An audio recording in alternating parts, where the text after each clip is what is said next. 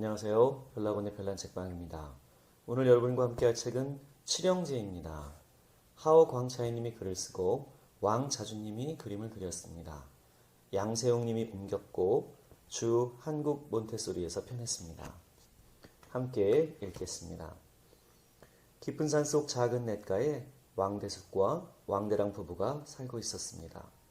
부부는 마음씨가 착해서 이웃에 땔감이 없으면 땔감을 보내주고 쌀이 없으면 쌀을 주기도 했습니다. 어느 날 냇가에서 빨래를 하던 왕대랑은 한숨을 크게 내쉬었습니다. 결혼한 지 30년이 지나도록 자식이 없었기 때문입니다. 생각할수록 서글퍼서 눈물이 뚝뚝 떨어졌습니다. 그때 갑자기 물 위에서 한 줄기 연기가 피어오르더니 신선이 나타났습니다. 왕대랑아, 알약 7개를 받도록 하여라. 하루에 하나씩 먹으면 죽은 나무에서 꽃이 피듯 머지않아 아기가 생길 것이니라. 왕대랑은 알약 7개를 움켜쥐더니 한 입에 넣고 삼켜버렸습니다. 왕대랑의 배는 하루가 다르게 불러오기 시작했습니다. 봄이 지나고 가을이 되자 7 쌍둥이를 낳았습니다. 모두 남자아이였습니다. 가을이 지나고 봄이 왔을 때 칠형제는 모두 튼튼하게 자라고 있었습니다. 칠형제는 생김새며 목소리가 다 똑같았습니다. 칠형제는 신기하게도 태어날 때부터 초능력을 하나씩 가지고 있었습니다.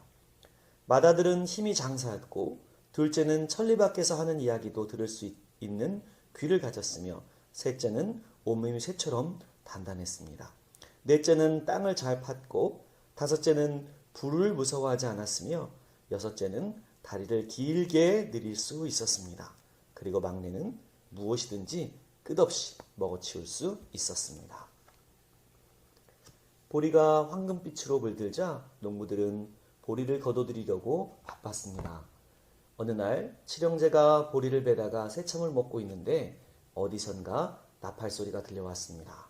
알고 보니 황제의 행렬이 지나가고 있었던 것입니다. 위풍당당한 황제의 행렬은 끝없이 이어져 마치 용 한 마리가 지나가는 것 같았습니다. 앞을 쳐다보면 끝이 보이지 않고 끝을 바라보면 앞을 볼 수가 없었습니다. 황제의 행렬이 산 밑을 지날 때 갑자기 커다란 바위가 굴러떨어지기 시작했습니다. 우르르 쾅쾅 커다란 바위 덩어리가 엄청난 소리를 내며 굴러 내려왔습니다. 바위는 나무들을 이리저리 쓰러뜨리며 곧장 황제가 탄 마차를 향해 굴러갔습니다. 그때 한 사람이 날쌔게 달려와 바위를 그대로 멈춰 세웠습니다. 이 사람은 과연 누구일까요? 바로 왕신의 맏아들이었습니다. 하나뿐인 목숨을 구해주자 황제는 몹시 고마워했습니다. 그래서 황제는 큰 벼슬을 내리려고 했지만 맏아들은 이를 물리쳤습니다. 또 금은 보화도 받으려 하지 않았습니다. 황제는 갖고 싶은 것이 무엇이냐고 물었습니다. 굶주리지 않고 헐벗지 않으며 마음껏 자유를 누리고 있으니 벼슬이나 재울 따위는 바라지 않습니다. 맏아들의 대답에 황제도 어쩔 수가 없었습니다. 세상에 무서울 것이 없던 황제에게 걱정거리가 생겼습니다. 어린 나이에 힘이 저렇게 세면서 벼슬도 재물도 바라지 않으니 혹시 나를 몰아내고 황제의 자리에 오르려고 한다면 큰일 아닌가? 황제는 앉으나 서나 자나깨나 그 생각을 떨쳐버릴 수가 없었습니다. 그러더니 갑자기 칼을 뽑아들고는 중얼거렸습니다. 그래, 날이 막는 대로 구실을 만들어서 그 녀석을 잡아다가 목을 베어버려야겠다. 신통한 귀를 가진 둘째가 바람결에 실려온 황제의 말을 들었습니다. 이튿날 많은 병사들이 왕신의 집에 들이닥쳤습니다. 병사들은 셋째를 보더니 다짜고짜 붙잡아 궁궐로 끌고 갔습니다. 황제는 높은 자리에 앉아 망나니에게 당장 셋째의 목을 치라고 명령했습니다. 몸이 쇠처럼 단단한 셋째는 큰 칼도 무서워하지 않았습니다. 큰 칼로 10번도 넘게 내리쳤지만 망나니의 발만 아플 뿐이었습니다. 망나니가 셋째의 머리카락 3개밖에 잘라내지 못하자 황제는 더욱더 두려워졌습니다. 만약 내가 내 신하가 된다면 원하는 것은 무엇인지 다 들어주겠다. 황제가 셋째에게 말했지만 셋째는 고개만 저을 뿐 아무 말도 하지 않았습니다. 황제는 날이 밝는 대로 셋째를 불살라 죽이라고 명령했습니다. 하늘에는 달빛이 밝고 땅에는 이슬이 차가웠습니다. 그러나 땅 밑에서 굴을 파는 사람이 있다는 것은 아무도 몰랐습니다. 두더지처럼 땅을 잘 파는 넷째는 다섯째와 함께 성문 밑을 지나 셋째가 갇힌 감옥에 이르렀습니다. 셋째와 다섯째 두 형제는 서로 자리를 바꾸었습니다. 그러나 마음씨 착한 사람은 걱정할 필요가 없습니다. 아주 재미있는 이야기가 이어지니까요. 이튿날 날이 밝자 병사들은 다섯째를 사형장으로 끌고 갔습니다. 사형장에는 높은 대가 세워져 있고 대 밑에는 장작이 산더미처럼 쌓여 있었습니다. 높은 대에 꽁꽁 묶인 다섯째는 꼼짝도 할 수 없었습니다. 병사들이 장작에 불을 붙이자 불꽃이 하늘을 온통 붉게 물들였습니다. 불을 두려워하지 않는 다섯째에게는 활활 타오르는 불길도 아무 소용이 없었습니다.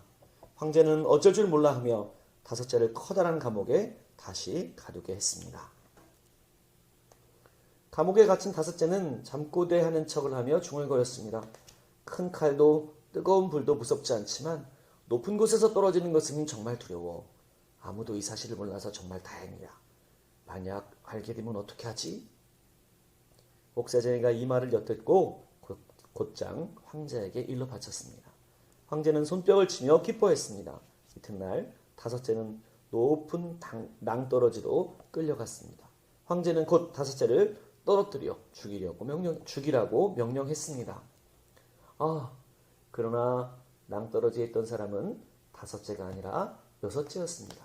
다리를 길게 늘릴 수 있는 여섯째가 두 다리를 쭉 뻗어 가볍게 뛰어내리자 키가 산보다 더 커졌습니다. 여섯째는 긴 다리로 두세 걸음 만에 집으로 돌아왔습니다. 황제는 병사들을 끌고 죽을둥살둥 여섯째를 쫓아왔습니다. 여섯째를 쫓아다가 일곱째를 만난 황제는 일곱째를 붙들었습니다. 나를 바다에 던져버리지 않는다면 얌전하게 말을 마치기도 전에 일곱째는 꽁꽁 묶여 배에 실렸습니다. 황제는 직접 배를 타고 바다로 나가 일곱째를 바다에 던져버렸습니다. 바람도 물결도 잔잔해 바다는 아주 고요했습니다. 어떤 소리도 들리지 않고 작은 움직임도 볼 수 없었습니다. 황제는 기뻐하며 이번에야말로 일곱째가 죽은 것이라고 생각했습니다. 그런데 갑자기 황 소리가 나더니 배가 암초에 걸리고 말았습니다. 어찌 된 일인지 바닷물이 줄어들고 있었던 것입니다. 알고 보니 일곱째가 입을 크게 벌리고 바닷물을 마시고 있었습니다. 일곱째는 바닷물을 단숨에 다 마셔버렸습니다. 일곱째는 바닷가 언덕으로 올라왔습니다. 몸을 돌려 입을 크게 벌리자 바닷물이 마치 거대한 용처럼 꿈틀거리며 배를 향해 곧장 달려들었습니다. 산더미 같은 파도에 부딪힌 배는 바닷물에 잠겼다가 떠올랐다가 하였습니다.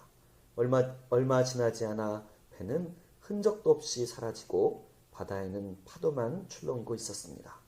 황제와 배는 파도에 휩쓸려 어디로 사라진 것일까요? 아무도 아는 사람이 없었습니다.